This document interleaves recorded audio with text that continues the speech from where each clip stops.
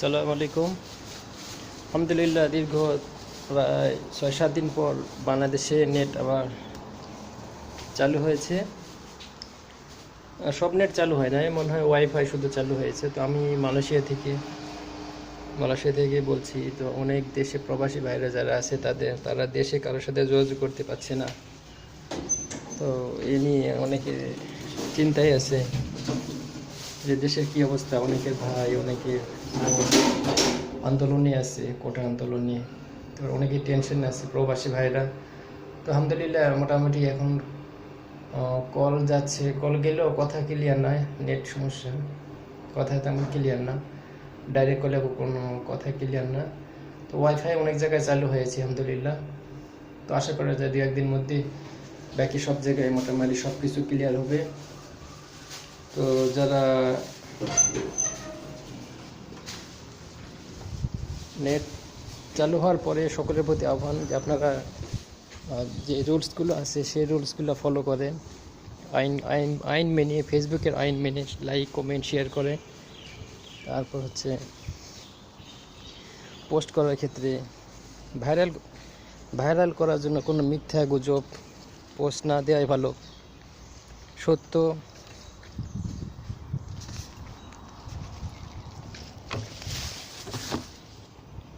সত্য সত্য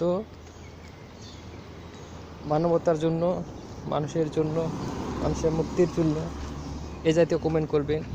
যেসব কমেন্ট করলে বিশৃঙ্খলা হবে, অশান্তি হবে,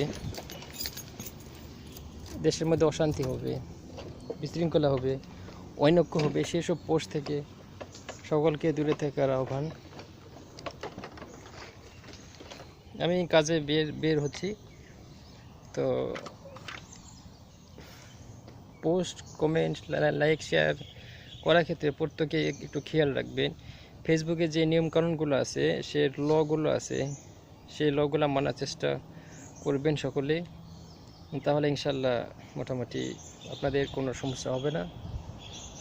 আর বিশেষ করে যে দেশে থাকবেন সেই দেশে আইন মানার চেষ্টা করবেন, এটা অনেক গুরুত্বপূর্ণ। প্রচলিত আইন মানা অনেক গুরুত্বপূর্ণ। ইনশাল্লাহ নেট 2-1 দিনের মধ্যে চালু হবে। হওয়ার পরে ইনশাল্লাহ সকলে যোগাযোগ করবেন প্রিয়জনদের সাথে, কোনো সমস্যা নাই। বিশেষ করে যারা ইউটিউবার আছে, ফেসবুকার আছে, অনেক ধরনের ভিডিও ভাইরাল করার উদ্দেশ্যে এটা সেটা একটা নিউজ পাইলেই যাচাই বাছাই না করে শেয়ার করেন।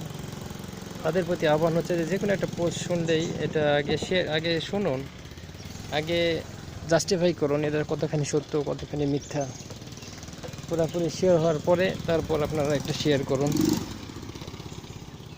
যেখানে বিন্দু পরিমাণ কোনো মিথ্যা থাকবে না, সন্দেহ থাকবে না, সেই ধরনের পোস্ট শেয়ার করুন। ইনশাল্লাহ আশা করা যায় আপনাদের কোনো সমস্যা হবে না, আইডির কোনো সমস্যা হবে না, আইনগতভাবে কোনো সমস্যা হবে না। তো দেশের আইন মেনে চলুন। ফেসবুকের কিছু আইন আছে সেগুলোও মেনে চলুন, ইউটিউবের কিছু আইন কানুন আছে সেগুলোও মেনে চলুন, ইসলামের কিছু আইন কানুন আছে এগুলোও মেনে চলুন। ইসলামের যে আইন কানুন আছে, অন্যর বিরুদ্ধে কোনো কিছু গুজব, কোনো একটা ঘটনা শুনলে সেটা যাচাই বাছাই না করে বলা, এটা ইসলামের একটা ঠিক না। আগে কোনো কিছু একটা আসলে আগে আল্লাহ সূরা হুজুরাতের 12 নম্বর আয়াতে বলছে যে মুমিনরা তোমাদের কাছে কোনো সংবাদ আসলে এটা জাস্টিফাই করো, যাচাই বাছাই না করে অন্যের কাছে প্রচার করো না।